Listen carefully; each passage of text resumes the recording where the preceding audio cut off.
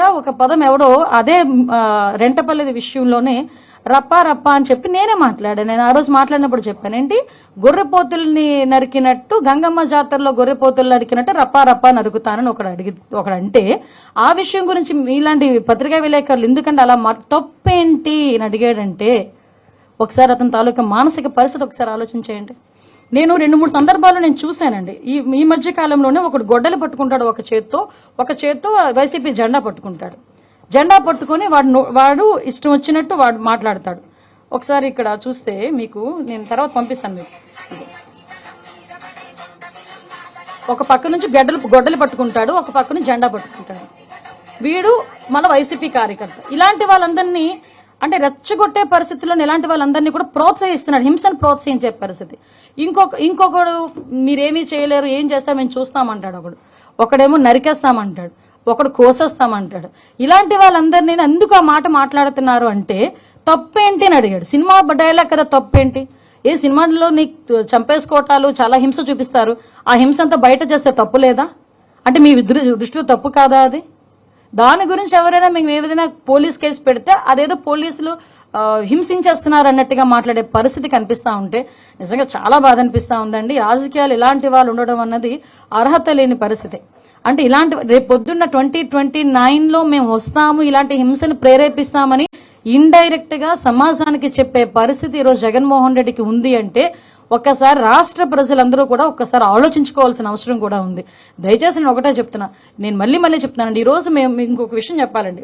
మీరైనా మేమైనా ఎవరైనా రోడ్డు మీద వెళ్తుంటే పక్కన ఒక యాక్సిడెంట్ జరిగింది అనుకోండి, ఆటోమేటిక్ గా దిగి వాళ్ళకి ఏం జరిగిందో చూసుకుని బాధ్యతాయుతమైన ప్రజాప్రతినిధులం కాబట్టి మేమైనా మీరైనా ప్రతి ఒక్క వ్యక్తికి కూడా బాధ్యత ఉంటుంది కాబట్టి దిగి అయ్యో ఏమైందని మీ చేతనంత సహాయం వీలైతే 100కి ఫోన్ చేస్తారు, లేకపోతే 108కి ఫోన్ చేస్తారు, లేకపోతే ఇంత మంచినీళ్ళు ఇస్తారు, లేకపోతే పక్కకి తీసుకెళ్లి కూర్చోబెడతారు. ఈవెన్ మీకు ఎక్కడో ఒక వీడియో చూశాను, 2 వీలర్ మీద వెళ్తున్నావు, యాక్సిడెంట్ అయిన వ్యక్తిని పక్కన పెట్టి పోలీస్ ఫోన్ చేసిన పరిస్థితి. అలాంటిది ఒక సొంత రీసెంట్ గా చంద్రబాబు నాయుడు గారి కాన్వాయ్లో కూడా ఎవరొక యాక్సిడెంట్ అయితే బైక్ మీద పడిపోతే స్వయంగా ముఖ్యమంత్రి దిగి ఏమైందని కనుక్కుని వాళ్ళని హాస్పిటల్కి తీసుకెళ్లిన పరిస్థితి.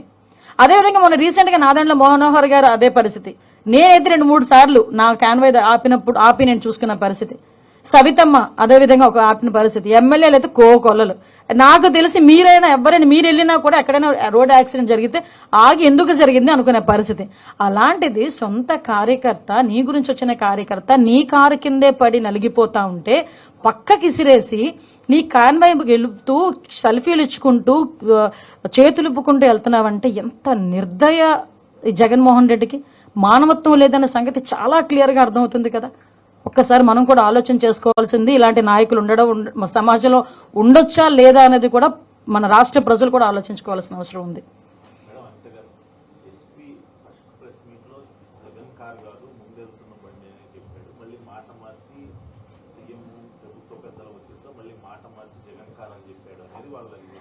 క్లియర్లీ ఇక్కడ మీరు ఒకసారి అర్థం చేసుకోవాలండి.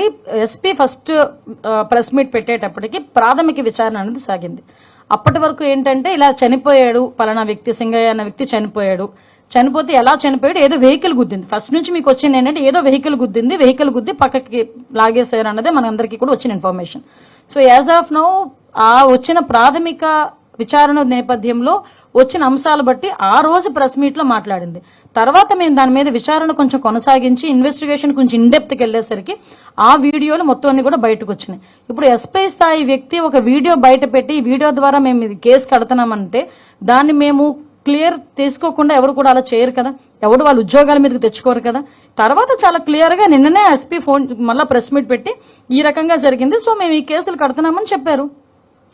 ఇన్వెస్టిగేషన్ తర్వాత వచ్చిన ఇన్ఫర్మేషన్ కాబట్టి చెప్పాం.